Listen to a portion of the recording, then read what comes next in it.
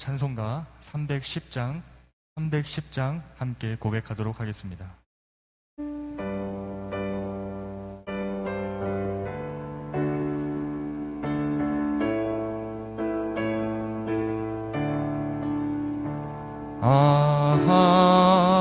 하나님의 은혜로 있을 데 없는 자 왜 구속하여 주는지 난 알 수 없도다. 내가 믿고 또 의지함은 내 모든 형편 하시는 주님 늘 보호해 주실 것을 나는 확실히 하네. 왜 내게 굳센 믿음과 또 복음 주셔서 내 마음이 항상 편한지 난 알 수 없도다. 내가 믿고 또 의지함은 내 모든 형편 하시는 주님 늘 보호해 주실 것을 나는 확실히 가네. 왜 내게 성령 주셔서 내 마음 감동해 주 예수 믿게 하는지 난 알 수 없도다.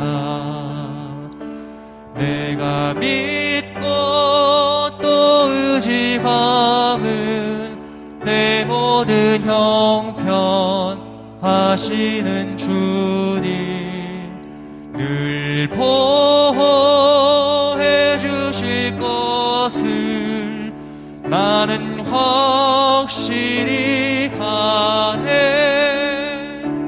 주 언제 강림하실지 혹 밤에 혹 낮에 또 주님 만날 그곳도 난 알 수 없도다.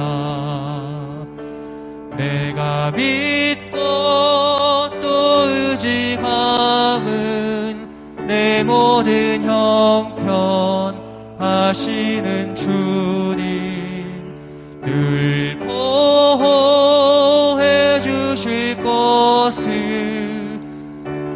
우리 4절 다시 한 번 더 고백합니다. 주 언제 강림하실지 혹 밤에 혹 낮에 또 주님 만날 그곳도 난 알 수 없도다. 내가 믿고 또 의지함은 내 모든 형편 하시는 주님 늘 보호해 주실 것을 나는 확실히 하네. 자리에서 다 일어나셔서 임내송 찬양 부르심으로 주일 예배 드리겠습니다.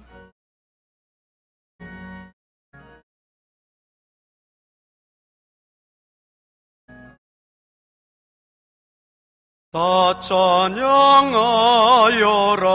전능왕 창조의 주께 내오나 주 찬양 평강과 구원의 주니 성도들아 주 앞에 이제 나와 즐겁게 찬양하여라.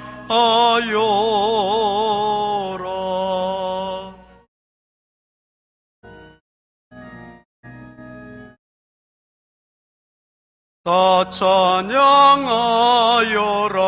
온몸과 마음을 바쳐 이 세상 만물이 주 앞에 다 나와 찬양.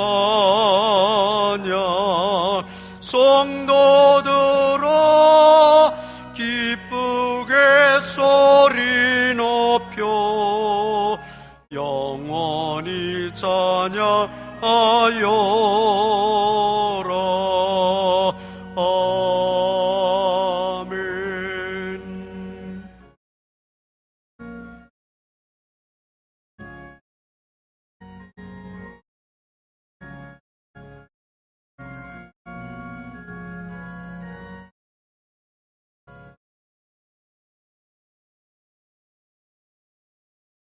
지난 한 주간 동안도 저희들을 이 모양 저 모양 가운데서 지켜 보호해 주셨다가 거룩한 주일 주님 전에 불러 모아 주셔서 예배하게 하시니 감사합니다.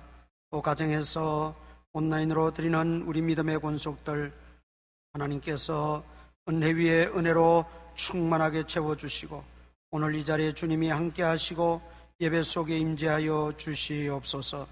예배의 시종을 주님께 의탁하오며 예수님 이름으로 기도드리옵나이다. 아멘. 전능하사 천지를 만드신 하나님 아버지를 내가 믿사오며 그 외아들 우리 주 예수 그리스도를 믿사오니 이는 성령으로 잉태하사 동정녀 마리에게 나시고 본디오 빌라도에게 고난을 받으사 십자가에 못 박혀 죽으시고 장사한 지 사흘 만에 죽은 자 가운데서 다시 살아나시며 하늘에 오르사 전능하신 하나님 우편에 앉아 계시다가 저리로서 산자와 죽은 자를 심판하러 오시리라. 성령을 믿사오며 거룩한 공예와 성도가 서로 교통하는 것과 죄를 사하여 주시는 것과 몸이 다시 사는 것과 영원히 사는 것을 믿사옵나이다. 아멘. 공동 고백문 낭독합니다. 나를 주님의 도구로 써 주소서. 미움이 있는 곳에 사랑을, 다툼이 있는 곳에 용서를, 분열이 있는 곳에 일치를, 의혹이 있는 곳에 신앙을, 그릇됨이 있는 곳에 진리를, 절망이 있는 곳에 희망을, 어둠의 빛을, 슬픔이 있는 곳에 기쁨을 가져오는 자 되게 하소서. 위로받기보다는 위로하고 이해받기보다는 이해하며 사랑받기보다는 사랑하게 하여 주소서. 우리가 줌으로써 받고 용서함으로써 용서받으며 자기를 버리고 죽음으로써 영생을 얻게 됨을 깨닫게 하소서. 아멘.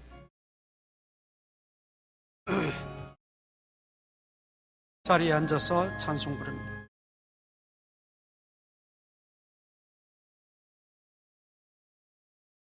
하늘에 가득 찬 영광의 하나님, 온 땅에 충만한 존귀하신 하나님, 생명과 빛으로 지혜와 권능으로 언제나 우리를 지키시는 하나님, 성부와 성자와 성령 삼위의 하나님, 우리 예배를 받아주시옵소서.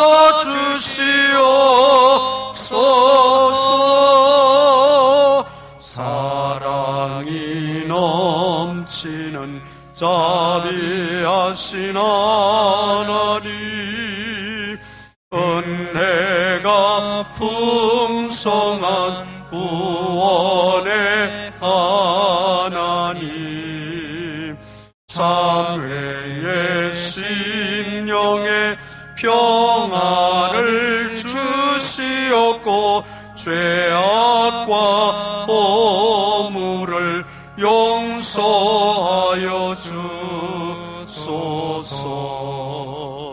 찬송과 영광과 생명 구원의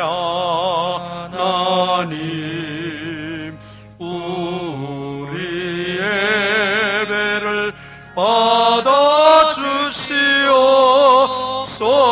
받아주시옵소서.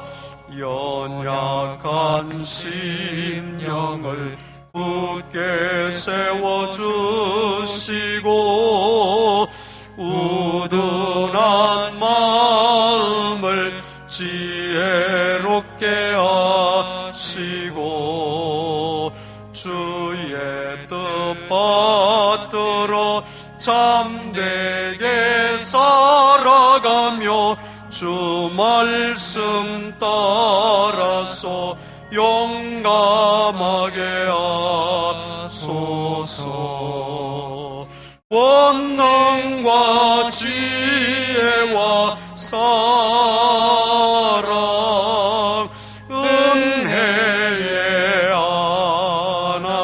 하나님, 우리 예배를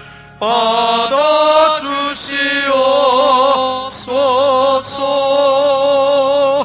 주 앞에 나올 때 우리 마음 기쁘고 그 말씀 힘되어 새 희망이 솟는다. 고난도 슬픔도 이기게 하시었고 영원에 잇대어 살아가게 하소서. 우리의 자랑과 기쁨 생명의 하나님, 우리 예배를 받아주시옵소서.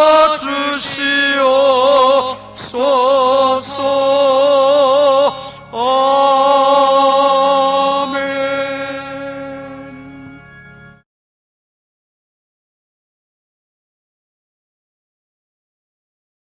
기도하시겠습니다. 우리의 소망과 금이 되시는 주 여호와 하나님 아버지, 주님의 은혜와 사랑을 진심으로 감사와 찬송을 드립니다. 한 주간의 삶 속에서도 주님의 날개를 지켜주셨다가 오늘 이렇게 복된 날, 복된 줄 맞이해서 주의 제대로 나와 예배드릴 수 있는 시간을 허락하신 것 감사드립니다. 한 주간의 삶 속에서도 주님을 믿는 자 믿음을 얼마나 범했는지 다시 한번 우리가 깨달아봅니다. 하나님께서 아버지 하나님 믿는 자의 본분을 감당하지 못했던 것 다 용서하시고 시간 아버지 지난날의 모든 죄악된 것 다 제 씻음을 씻어 주시옵기만을 바라고 원합니다. 늘 아버지 하나님 말씀을 전하는 종 사자 목사님 위해서 기도합니다. 하나님께서 영육간의 강건함을 허락하여 주셔서 말씀을 전할 때마다 영의 말씀, 복된 말씀 전할 수 있는 귀한 사역을 감당할 수 있도록 인도하시고 늘 건강함 속에 말씀 속 아버지 하나님 우리들 그 말씀을 듣고 생활할 때에 세상에 살 때에 승리할 수 있는 귀한 말씀을 듣고 살아갈 수 있도록 주여 인도하여 주시옵소서. 하나님께서 늘 함께해 주심을 감사드립니다. 몸된 재단의 아버지 하나님 다음 세대를 위해서 기도합니다. 주님께서 아버지 하나님 살아나는 세대 주의 말씀으로 붙잡아 주시고 세상의 지식보다는 하나님의 지혜를 강구하는 가운데 세상에 나가 살 때에 아버지 하나님 승리할 수 있도록 인도하시고 아버지 하나님 그들이 살아서 상승할 때에 이 사회와 세계에 나가서 살 때에도 아버지 하나님 귀한 아버지 인재를 제출할 수 있는 몸된 제단 도가 주시옵시고, 그들의 아버지 하나님, 정말로 하나님의 놀라운 일을 감당하고 승리의 삶을 살아갈 수 있는 귀한 아버지 인재들로 제출될 수 있도록 주님께서 붙잡아 주시옵소서. 아버지 하나님, 또한 몸된 제단에 연로하신 집사님, 권사님 많이 계십니다. 하나님께서 건강으로 지켜주시옵시고, 또 이렇게 겨울이 다가오는 가운데 있사오니 하나님께서 영육간에 건강도 함께하여 주시고 또오라 함께하여 주시기만을 간절히 바라고 원합니다. 아버지 하나님, 몸된 제단 이제 재건축이 진행되고 있습니다.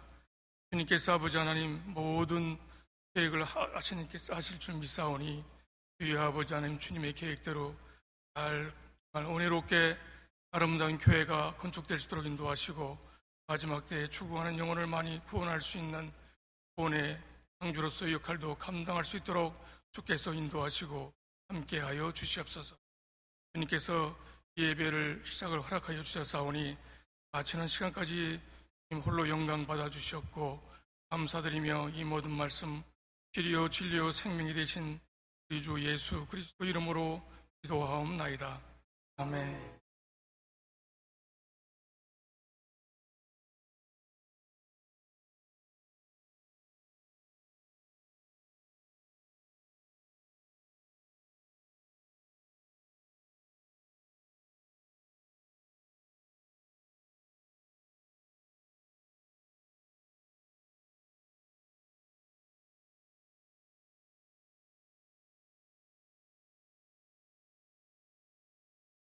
범사에 감사합니다. 주님, 저희 가정에 온전한 감사가 회복되기를 원합니다. 말씀대로 살아갈 수 있도록 은혜의 길로 인도하여 주옵소서. 저희의 소망하는 바를 주님 아시오니 이미 주셨으리라 믿고 의지하며 나아갑니다. 받은 은혜 감사하게 하옵소서.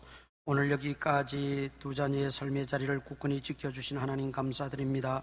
생명을 주관하신 하나님께서 새 생명이 오는 길을 활짝 열어주시옵소서. 날마다 하나님의 뜻 가운데 온전히 서게 하옵소서. 범사에 감사합니다. 범사에 감사합니다. 나의 힘이 되신 여호와여, 내가 주를 사랑하나이다.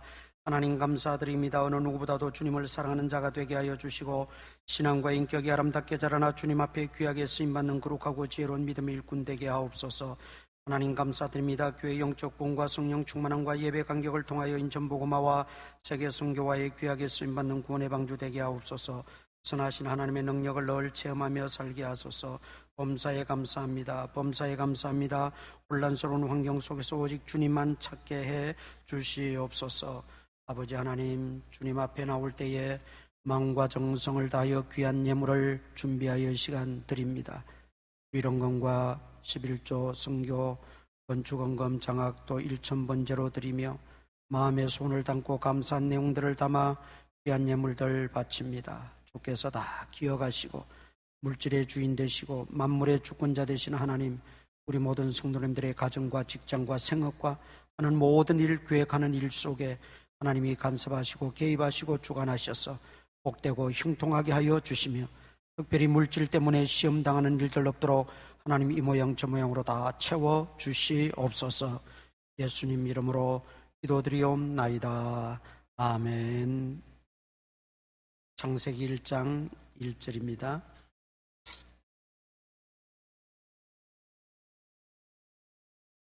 창세기 1장 1절에서 5절까지 다 같이 함께 합독하시겠습니다. 창세기 1장 1절에서 5절까지입니다. 시작. 태초에 하나님이 천지를 창조하시니라. 땅이 혼돈하고 공허하며 흑암이 깊음 위에 있고 하나님의 영은 수면 위에 운행하시니라.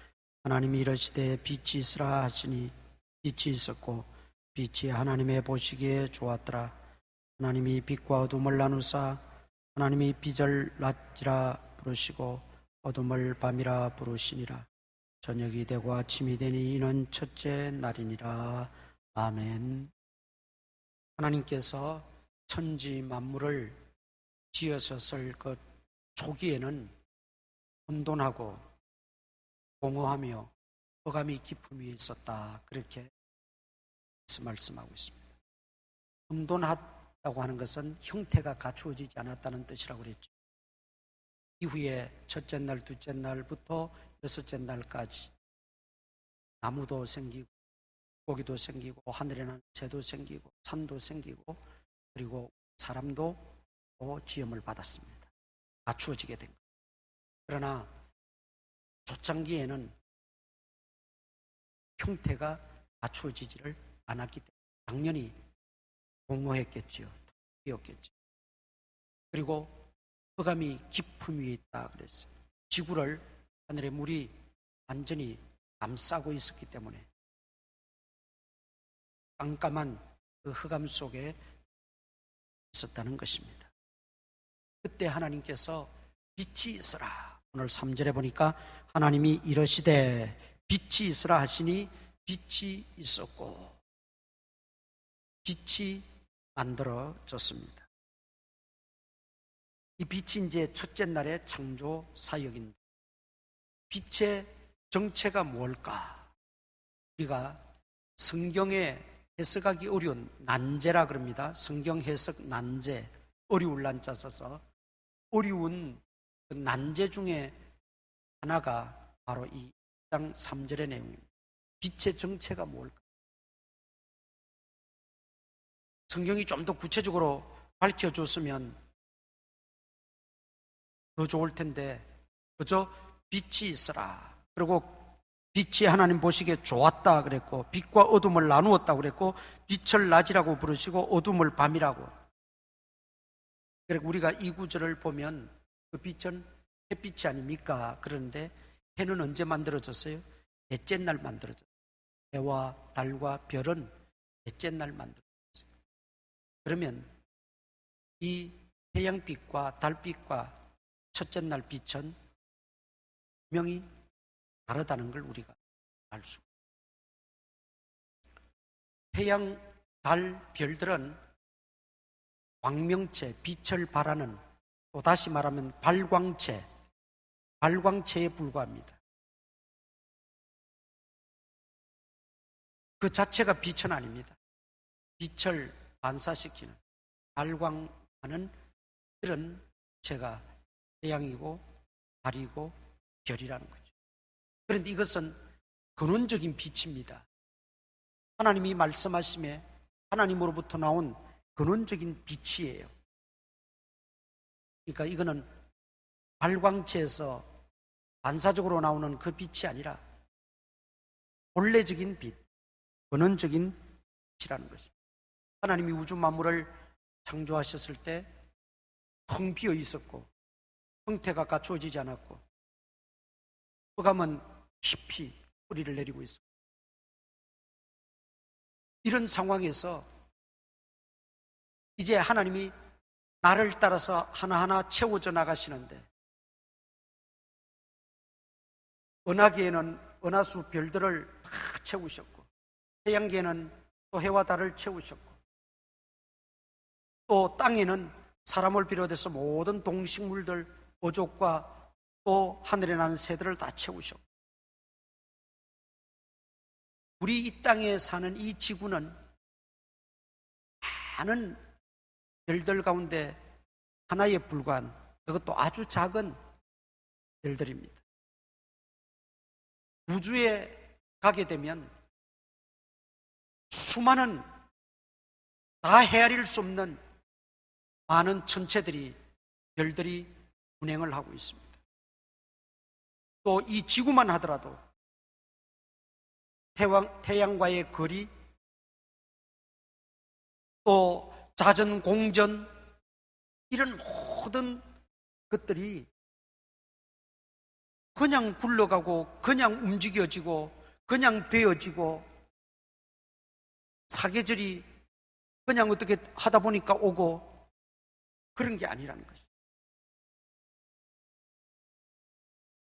창조론을 인정하지 않는 과학자들이라도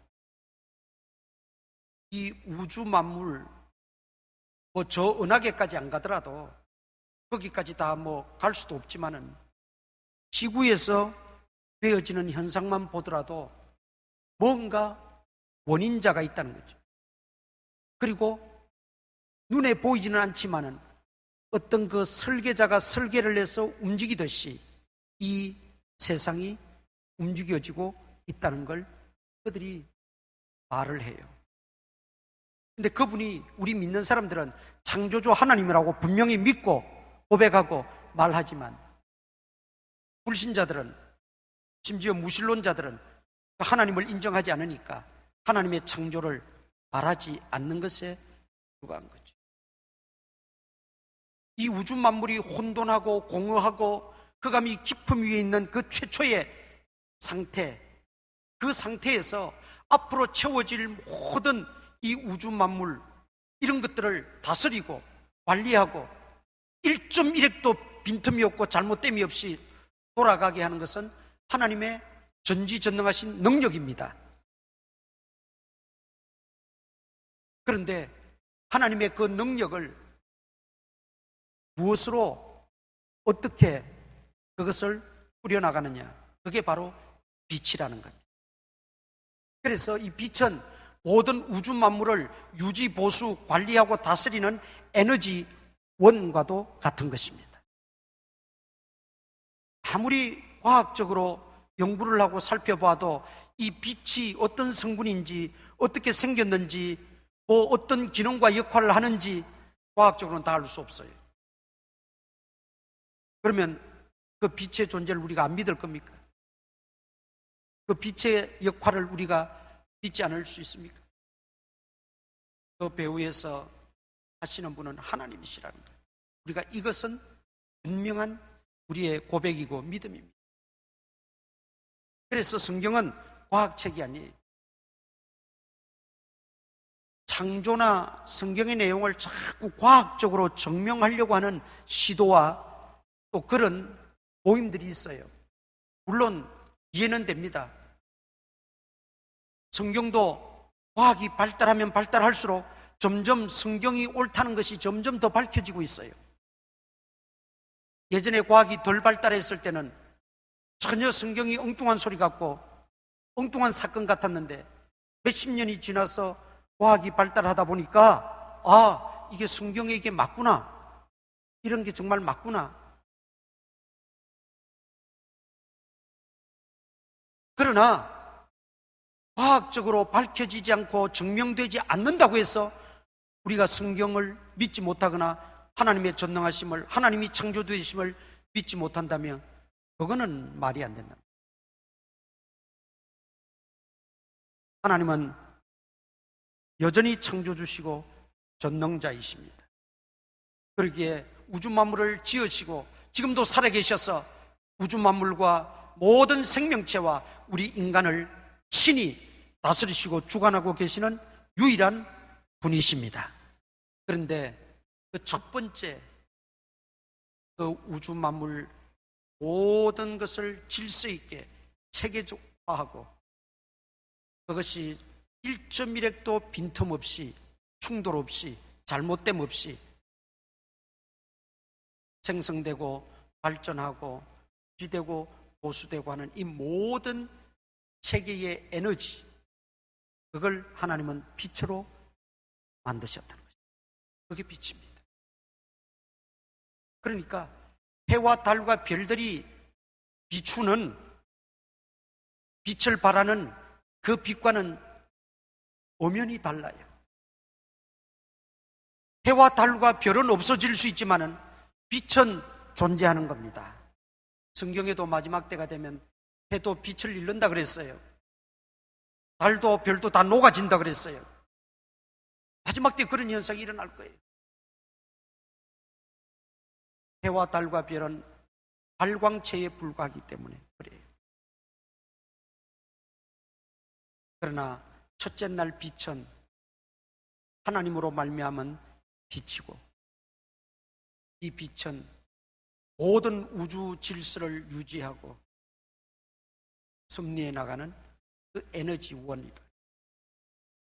그러나 그러면 하나님은 주무시고 계시고 그 에너지원이 알아서 자동으로 하는가? 그런 뜻은 아닙니다. 그 에너지원을 사용하시되 하나님이 다 주관하시는 겁니다. 주관자는 하나님이세요. 우리가 창세기를 공부하는 이유도 바로 거기에 있습니다. 아직도 과학주의 사고는 어떤 세상의 어떤 힘과 어떤 무엇에 의해서 자꾸 변형이 되고 발전이 되고 움직여지고 유지가 되고 보수가 된다고 그럽니다. 그런데 우리는 그 어떤 것이 바로 하나님이시라. 하나님이 하시라. 우리가 이 믿음을 먼저 전제하고, 그래서 창세기 1장 1절이 뭡니까? 태초에 하나님이 천지를 창조하시니라 선언으로 시작하는 거예요. 하나님이 이러이러해서 계시다, 하나님은 이러이러하기 때문에 천지 만물을 만들 수 있다, 뭐 자질구레한 설명이 없어요. 하나님이 천지를 만물을 창조하셨다. 그 창세기 1장 1절을 되면 다 믿어지는 거예요. 그게 믿겨지지 않으면 안 믿겨진다 그랬죠. 그래서 이 첫째 날의 빛은, 분명 우리가 알아야 될 것은 하나님께서 우주 만물을 다스리고 우리 인간을 다스리는 그 모든 힘의 원천, 에너지의 원천, 그것이 바로 빛이었다. 그 빛이 무질서한 것의 질서를 가져왔어요. 혼돈한 가운데 하나하나 모든 것을 갖추는 기반이 되었어요. 암흑이, 흑암이 깊은 가운데 있던 것을 다 물리쳤어요. 햇빛이 와야 어둠이 사라지는 건 아닙니까? 그것도 맞지요. 햇빛이 비치면 어둠은 자연히 물러가는 것도 맞지요. 그런데 우리 내리 속에는 햇빛, 달빛만 비춰야 어둠이 물러가는 걸로 고착화되어 있어요. 사실은 전등불 비춰도 어둠은 물러가는 거예요. 햇빛이 아니잖아요.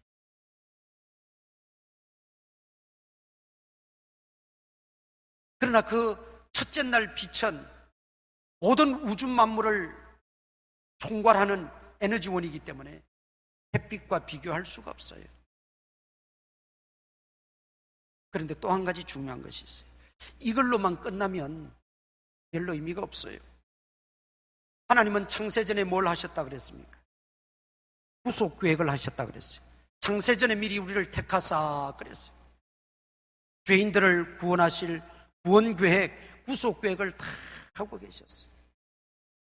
그 말을 좀 더 구체적으로 말하면 외아들 예수 그리스도를 죄인들의 구주로 이 땅에 보내실 것까지, 그래서 우리 죄인들을 구원하실 것까지 다 이미 구원하고 계획을 가지고 계셨어요. 그래서 이 창조 사역 속에는 구원 계획도 포함이 되어져 있습니다. 창조 사역을 보면서 구속 계획을 놓치면 그것은 절반은, 아니 어쩌면 더 많은 부분을 놓치는 것과도 같습니다. 예를 들면 아담과 하와가 범죄했어요. 범죄하고 나니까 가장 먼저 그들이 깨달은 게 뭡니까? 벗은 것을 부끄러워했다 그랬어요.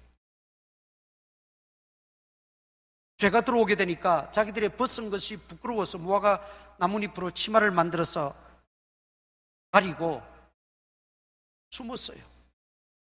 그때 하나님이 아담을 찾아내십니다. 그리고 아담에게 짐승으로, 짐승 가죽 옷을 입혀줍니다. 그리고 이것을 먹는 날에는 정령 죽으리라 하셨는데 죽이지도 않았고 죽지도 않았습니다. 그러면 여기에서 우리가 중요한 구속 계획을 발견해야 돼요. 구약에 짐승을 잡아서 번제를 드립니다. 매일 드리는 사람도 있었다고 그래요.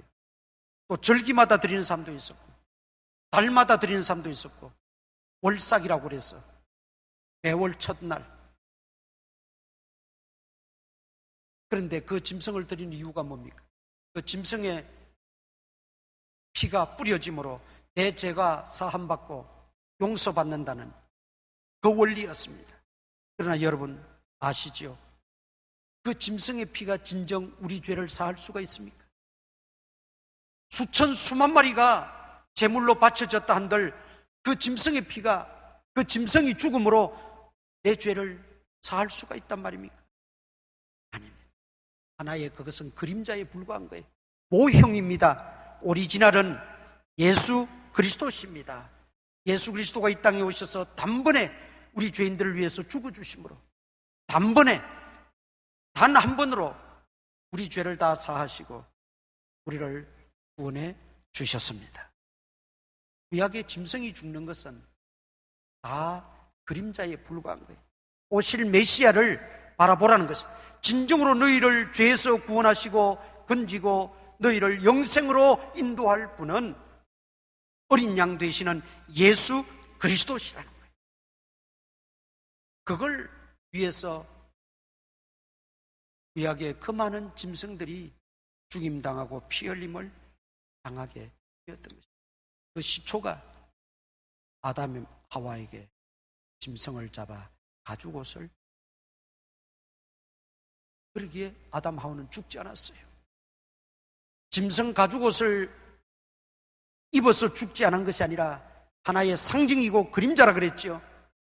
예수 그리스도의 보혈의 은혜, 예수 그리스도의 보혈의 능력, 예수 그리스도의 그 은총으로 구원받고 죽음을 면하게 되고 오히려 생명을 얻게 된 것입니다. 창세기에 면면이 흐르는 이 구원 계획들을 우리가 놓쳐서는 안 된다는 거예요. 천지 창조 때부터 마찬가지입니다. 그렇다면 빛의 존재에 대해서는 제가 물리적으로 이렇게 좀 설명을 지금 했지만 정말 영적 의미가 무언가를 우리가 깨달아야 된다. 그게 하나님의 구속 계획이기. 그러면 성경을 찾아보면서 빛에 대하여 어떻게 구속사적으로 말씀하고 있는지 한번 찾아보도록 하겠습니다. 먼저 요한일서 1장을 찾아보겠습니다. 신약 뒤편 요한계시록 앞에 요한일서 1장 5절 387페이지 신약성경 387페이지 요한일서 1장 5절 찾아서 다 같이 읽습니다. 시작. 우리가 그에게서 듣고 너희에게 전하는 소식은 이것이니 곧 하나님은 빛이시라 그에게는 어둠이 조금도 없으시다는 것이니라. 아멘. 하나님을 빛으로 말씀하고 있어요. 그리고 그 빛과 대조되는 어둠을 말씀하고 있어요. 하나님께는 어둠이 없다. 물론 천국은 나중에 요한계시록에 나옵니다. 천국은 해와 달과 별이 필요가 없는 곳이에요. 하나님 그분이 원래 빛의 존재시니까 해와 달과 별 이런 것들이 필요가 없는 거예요. 어둠이 없다. 여기 빛과 어둠을 꼭 기억하시기를 바랍니다. 우리 하나님은 빛의 근본이시기 때문에 창조의 빛이 그 하나님께로부터 나왔다는 것이죠. 그리고 그 빛은 모든 만물을 소생케 했듯이 모든 만물과 그 가운데 우리 인생을 주관하고 다스리고 승리하듯이 이제 참빛 되시는 빛 되시는 하나님께서 이 우주 만물을 다스리시고 인생을 주관하신다는 뜻입니다. 그 다음 또 한 군데 찾아봅니다. 요한복음 1장 성경을 좀 많이 찾아볼 겁니다. 요한복음 1장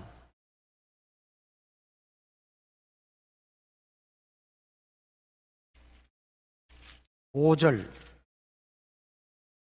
요한복음 1장 5절 다 같이 읽겠습니다. 시작. 빛이 어둠의 빛이 돼 어둠이 깨닫지 못하더라. 자, 여기도 빛과 어둠이 나옵니다.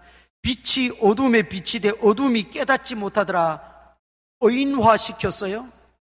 이 말은 무슨 뜻입니까? 빛 되시는 예수님이 이 땅에 왔는데 이 땅의 사람들이 예수님을 영접지 아니했다는 것입니다. 11절 읽어보세요. 11절 10절부터 볼까요? 10절부터 11절 시작. 그가 세상에 계셨으며 세상은 그로 말미암아 지은 바 되었으되 세상이 그를 알지 못하였고 자기 땅에 오매 자기 백성이 영접하지 아니하였다. 이겁니다. 빛이 어둠에 비쳤지만 어둠이 깨닫지 못했다. 사람들이 예수님을 메시아로 영접하지 않고 믿지 않고 알지 못했다. 여기 빛은 예수 그리스도를 말하는 거예요. 9절 보세요. 9절에 더 구체적으로 만 9절 다 같이 읽습니다. 시작. 참빛 곧 세상에 와서 각 사람에게 비추는 빛이 있었나니. 참 빛이라 그랬어요. 태초에 하나님이 빛이 있으라 하시니 빛이 있었다는 그 빛은 죄인을 구원할 수가 없어요. 물리적으로 존재는 하고 우주 만물을 체계화하고 질서를 유지하고 하는 에너지원으로서는 가능하지만 인간을 구원할 수는 없다는 거예요. 죄인을 구원할 수는 없다는 거예요. 그래서 우리 죄인들에게 꼭 필요한 것은 뭐냐? 그 빛이 아니라 참빛이라는 거예요. 그 참빛이 누구시라는 겁니까? 예수 그리스도시라는 거예요. 그 예수 그리스도가 이 땅에 왔어요. 그걸 어둠이라고 표현하고 있어요. 어둠이라고. 지난 시간에 한번 기억을 떠올려 보시기 바랍니다. 계시록에 보면 무저갱이라고 나오죠. 마귀의 처소고 지옥의 가장 밑바닥이요. 끝이 없는 밑바닥. 마귀의 처소. 마귀가 이제 마지막으로 감금돼서 꼼짝달싹 못하는 그걸 무저갱이라 그랬어요. 그런데 그 무저갱의 뜻이 뭐라고요? 어둠이라 그랬어요. 어둠이라 그랬어요. 죄악된 상태, 예수 믿기 전의 상태, 구원받기 전의 상태를 어둠이라고 말합니다. 에베소서 5장 8절 찾아보십시다. 에베소서 5장 8절 314페이지 신약성경 314페이지 에베소서 5장 8절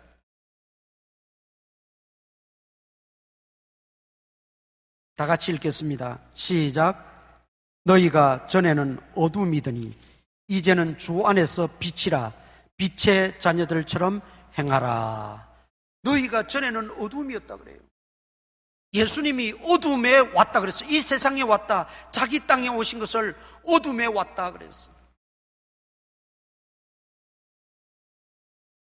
전에 우리가 구원받기 전에는 다 어둠에 속한 자들이었어요. 마귀에게 속하여 있던 자들. 그런데 참빛 되시는 예수님이 오셔서 그 어둠의 세력을 물리쳐 주셨습니다. 우리를 죄를 용서하고 십자가에 돌아가심으로 구원을 완성하시고 우리를 구원해 주시고 우리에게 생명을 주셨다는 말씀입니다.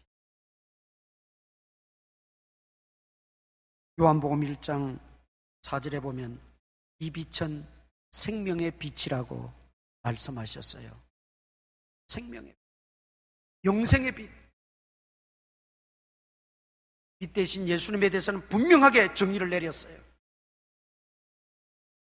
천지창조의 빛은 단순히 우주 만물 체계를 유지하고 보수하고 유지하고 관리하고 하는 질서를 만들어가는 그 에너지원으로서 존재하지만, 그래서 그 역할이 얼마나 어떤 것인지 그 성분이 뭔지 우리가 모르지만 몰라도 돼요.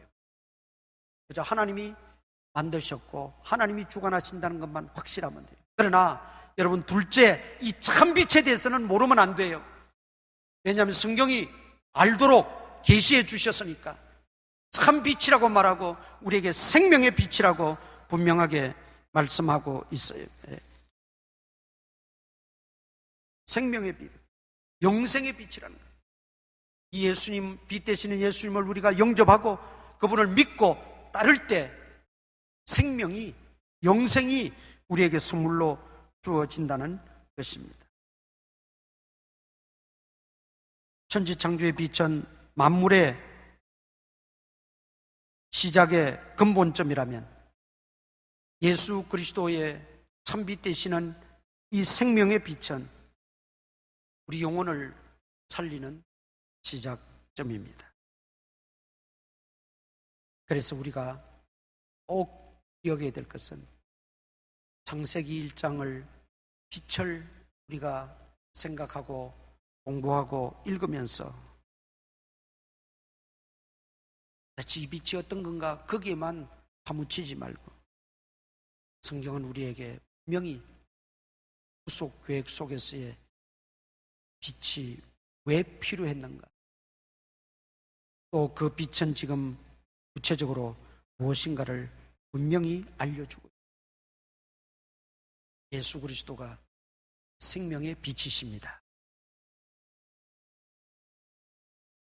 그런데 예레미야를 보면, 예레미야 성경 한 군데 찾아보십시다. 예레미야 4장 23절. 예레미야 4장 23절. 구약성경 1056페이지, 1056페이지. 예레미야 4장 23절. 다 같이 읽으십시다. 시작. 보라, 내가 땅을 본 적 혼돈하고 공허하며 하늘에는 빛이 없으며. 하늘에 빛이 없으니까 흑암이지요. 창세기 1장 2절의 내용과 똑같습니다. 당시 이스라엘의 상황이 하나님을 거역하고 우상을 섬기고 말씀을 배격하고 제멋대로 살고, 그 상황이 너무나 안타깝고 괴로워서 예레미야는 가슴을 치며 눈물로 하나님 앞에 기도하는 거예요. 하나님 어떻게 하면 좋습니까? 그때 하나님이 환상을 보여주셨어요. 그 환상을 보여주셨는데 그 환상이 하나님께서 천지 만물을 지으신 그 초창기 혼돈하고 공허하며 흑암이 깊음 위에 있고 그 상태, 그걸 그대로 보여주신 거예요. 무슨 뜻입니까? 하나님이 왜 천지 창조의 그 초창기 빛이 있기 전에 그 상태를 보여주셨을까요? 이스라엘의 모습이, 이스라엘 백성들의 지금 영적 상태가 그렇다는 거예요. 그렇다는 거예요. 그러면 그곳에 진정 필요한 것은 뭡니까? 훌륭한 왕입니까? 통치 잘하고 정치 잘하는 왕입니까? 강한 군대입니까? 부유한 경제력입니까? 하나님은 그게 아니라는 거예요. 빛이 필요하다. 너희가 다시 살려면, 회생하려면 빛이 있어야 된다는 거예요. 그런데 그 빛을 예레미야는 결국 어디까지 연결합니까? 오실 메시아로 연결합니다. 그래서 예수님이 땅에 오셨을 때 율법과 구약의 예언자들이 말씀하셨던 그분이라고 예수님을 지목해서 정의를 해요. 훌륭한 정치가, 또 부유함, 이런 것들이 우리에게 빛이 되지 않는다. 잠시 잠깐은 반짝할 수가 있겠지요. 그러나 진정한 빛, 네, 진정한 빛은 생명의 빛이니까, 영생의 빛이니까, 진리의 빛이니까, 영원한 빛이니까, 거기에 비할 빛은 아무것도 없어요. 그래서 예레미야는 위로를 받아요. 그렇군요. 우리 백성과 우리나라 상태가 이렇게 혼돈되고 공허하고 땀이 깊음이 있지만 메시아가 오시면 우리를 회복시켜 주는 겁니다. 먼 미래에 올 그 메시아를 기대하고 믿음의 눈으로 바라보면서 예레미야 그 슬픔을 이기고 위로를 받았다는 거예요. 그리고 누누이 강조하는 내용은 구약에 흐르는 사상, 맥락은 결국 오실 메시아를 신뢰하고 그분을 믿음의 눈으로 바라보고 의지하라는 거예요. 왕을 의지하라고 한 말 하나도 없어요. 이 시대를 바라보고 붙잡으라는 말 한마디도 없어요. 물질을 의지하라는 말도 없어요. 탁월한 지도자를 붙잡고 의지하라는 말도 없어요. 늘 선지자들이 외치는 것은 오실 메시아였어요. 오실 메시아. 오늘 우리의 상태가, 영적 상태가 마치 예레미야가 본 그 환상과 같은 상태라면 우리에게 절실히 필요한 것은 빛입니다. 내가 예수님 믿고 하나님 섬긴다 하지만 이런저런 이유와 이런저런 일들로 말미암아 혼돈되고 공허하고 감히 깊음 위에 있는 상태, 그런 상태에 우리가 빠질 수 있다. 그럴지라도 정신을 차리고 참빛 되시는 예수님을 더욱더 붙들고 신뢰하고 의지하시고 나아가기를 바랍니다. 그럴 때 그 참빛 되시는 예수님이 진정으로 우리를 구원하실 뿐만 아니라 우리에게 생명의 빛으로 다가오실 뿐만 아니라 우리의 연약한 부분을 강하게 하시고 우리의 부족한 부분을 메꾸어 주시고 우리를 위로하시고 힘이 되어 주신다는 것입니다. 비결은 그거밖에 없어요. 해결책은 그거밖에 없어요. 그런데 우리는 자꾸 엉뚱한 데 힘을 쏟고 엉뚱한 데 관심을 가지고 엉뚱한 데서 해결책을 얻으려고 합니다. 어둠은 왜 어둠입니까? 사전에 보면은 재미있는 표현을 했어요. 어둠, 암흑 찾아보면 빛의 부재라고 되어 있어요. 빛의 부재, 빛이 없어서 그렇다는 거예요. 그렇잖아요.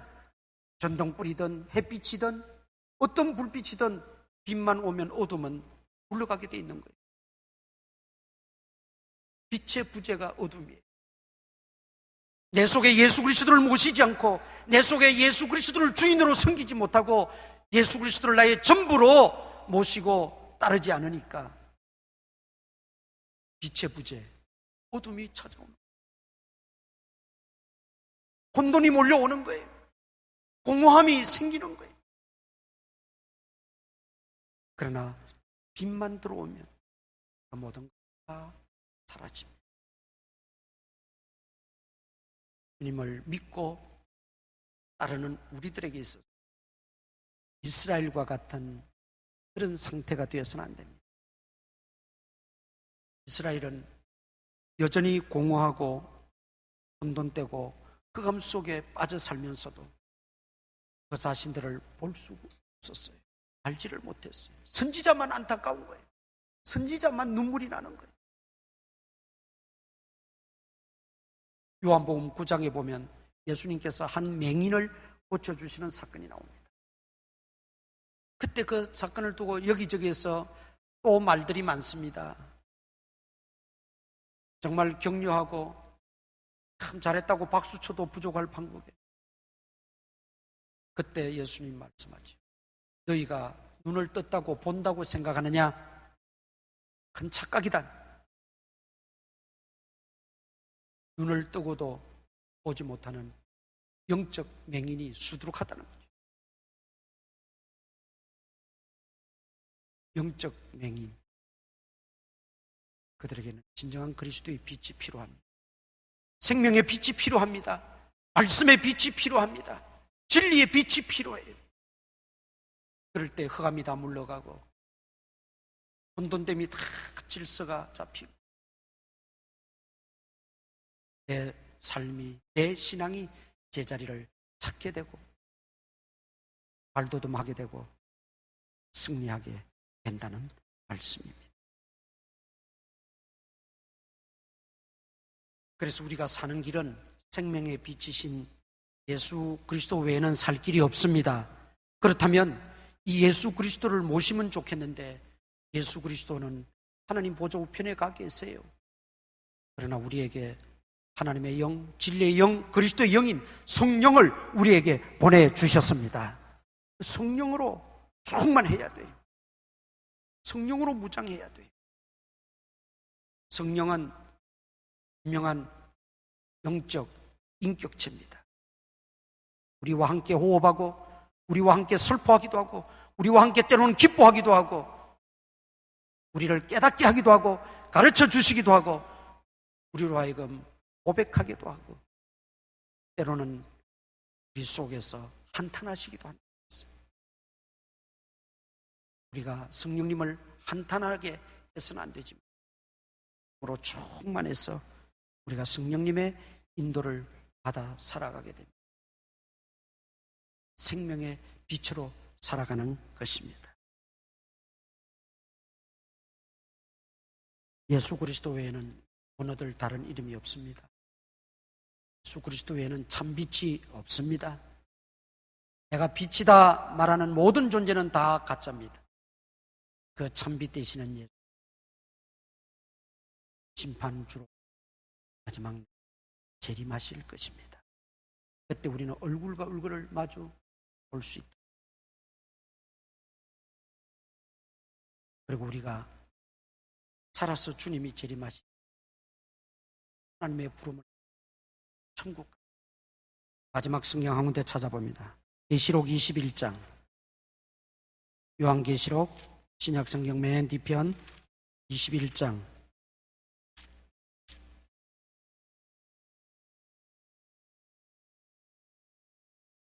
23절,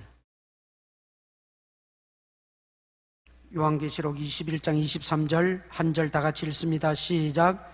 그 성은 해나 달의 비침이 쓸데없으니 이는 하나님의 영광이 비치고 어린 양이 그 등불이 되심이라. 아멘. 그 성은 새 예루살렘 성을 말합니다. 새 예루살렘 성은 천국을 의미합니다. 천국은 해나 달의 비침이, 왜냐하면 참빛 되시는 하나님, 그분의 아들 예수 그리스도가 계신 곳이기 때문에 하나님의 영광이 비치고 영광의 빛으로 소개하고, 하나님의 빛에 대해서 어떻게 말로 글로 다 표현할 수가 없으니까 하나님의 영광이라고 표현해버렸어요. 한마디로 하나님의 완전한 빛을 말하는 거예요. 천국에는 어둠이 없어요. 하나님의 완전한 빛만이 존재하기 때문입니다. 그렇다면 결론입니다. 아까 우리가 찾아 읽어본 성경 문제를 다시 한번 봅니다. 에베소서 5장 8절 다시 한번 찾아봅니다. 에베소서 5장 8절, 314페이지, 신약성경 314페이지 에베소서 5장 8절 다시 한번 읽겠습니다. 시작.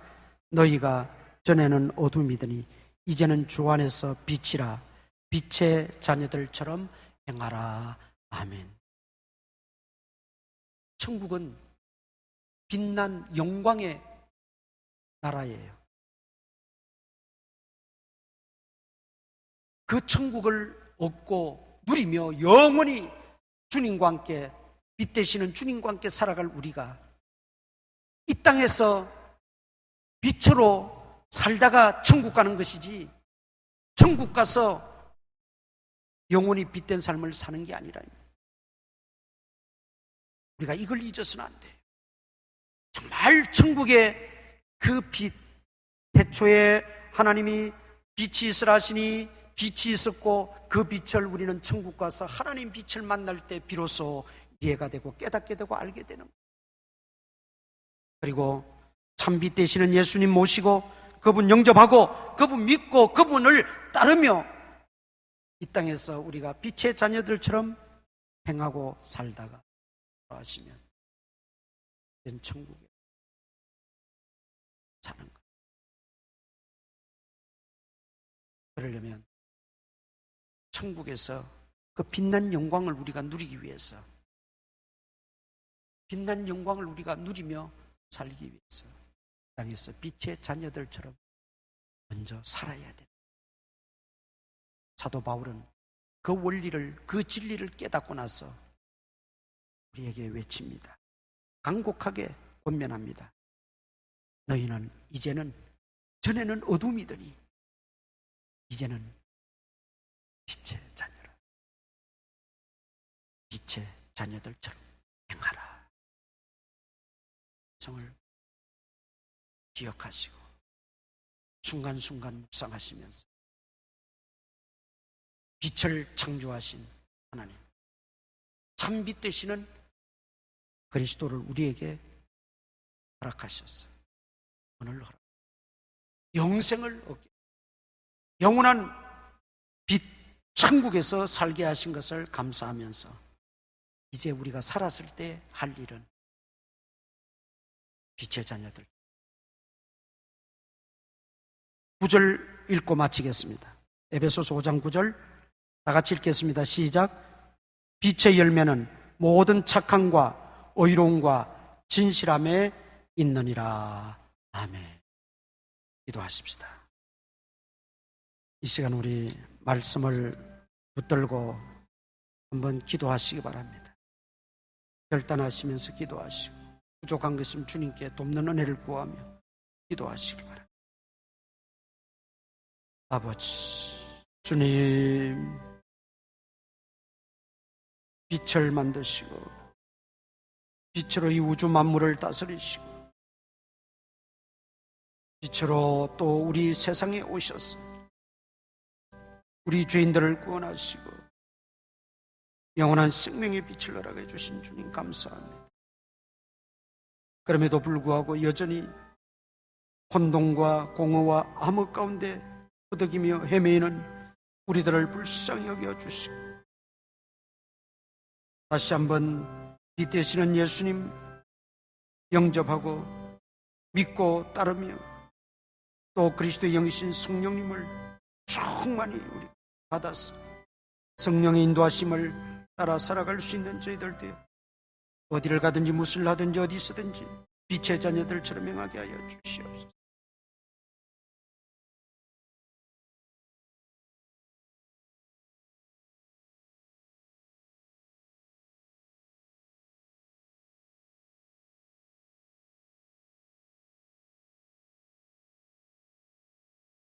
아버지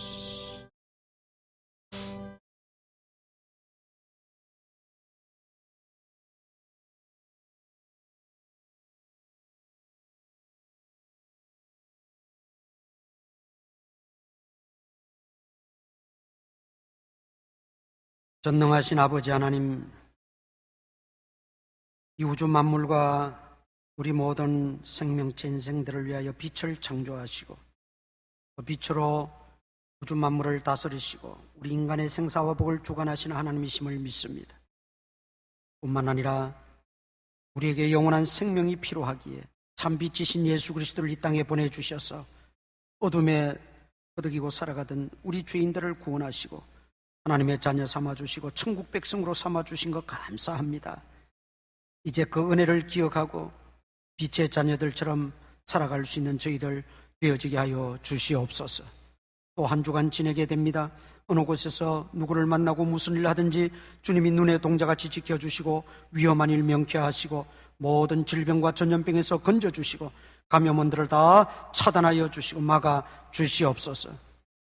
또 이제 수능을 앞두고 또 취업을 앞두고 준비하는 모든 우리 젊은이들 주께서 끝까지 달려가게 하시고 낭망치 않고 끝까지 준비하며 최선을 다하고 좋은 결과 얻을 수 있도록 하나님 길을 열어 주시옵소서. 연약한 성도들 주님 권능의 손으로 만져주시고 새 힘을 더하여 주시고 강건케 하셔서 마음껏 활동하고 움직이며 교회 생활하실 수 있도록 주님 도와주시옵소서. 또 한 주간 주님 앞에 간구하는 기도들 다 주님이 들으시고 응답해 주옵소서. 해외나 지방에 나가 있는 믿음의 권속들, 군문에 들어가 있는 청년들 주님이 다 눈의 동자같이 지켜주실 줄 믿습니다. 마음의 소원을 품고 간구하며 기도하는 제목들 하나님 기억하시고 30배, 60배, 100배로 결실하게 하여 주시옵소서. 예수님 이름으로 기도드리옵나이다. 아멘. 일어나서 인사 한번 나누십시다. 반갑습니다. 반갑습니다.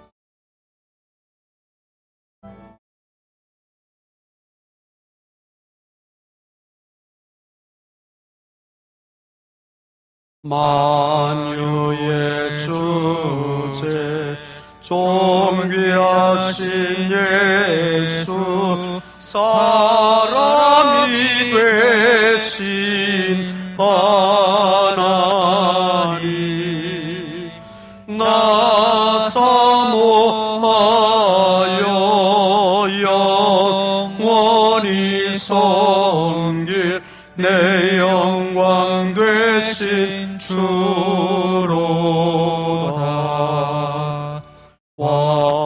화려한 동산 무성한 저 수모 아름답고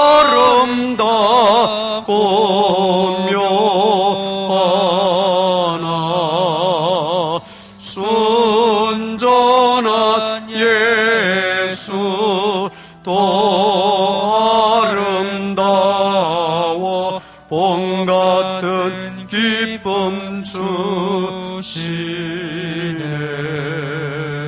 광명한 해와 명랑한 저 달빛 수많은 별들 빛나나 주 예수 빛은 더 찬란하여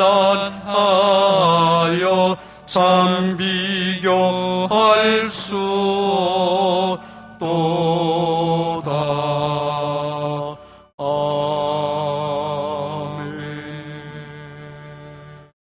우리 구주 예수 그리스도의 무한하신 은혜와 하나님 아버지의 크신 사랑과 성령님의 감동 감화 교통 역사하심이 오늘도 주의 말씀을 듣고 마음에 새롭게 다짐하는 모든 성도들 머리 위에 예로부터 항상 함께 있을지어다.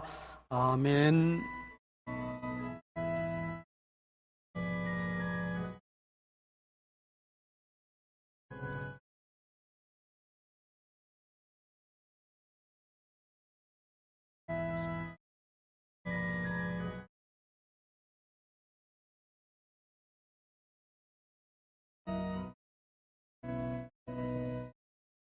자리에 앉아주시기 바랍니다. 다음 주일 2부 예배 후에 3층 중고등부실에서 교육위원이 있습니다. 부장님들은 다 참여하시기를 바랍니다. 다음 주일은 첫 주일 치유기도 시간입니다. 한 주간 믿음으로 준비하시면서 하나님의 큰 은혜를 경험할 수 있기를 바랍니다. 11월 봉사위원 해당되시는 분들은 미리 나오셔서 봉사해 주시기를 바랍니다. 또 우리 한 주간 건강에 유의하시고 기도하시면서 잘 하시기를 바랍니다. 그리고 우리 재개발 지금 진행 과정 속에 있습니다. 하루에 한 번씩 1분이라도 좋습니다.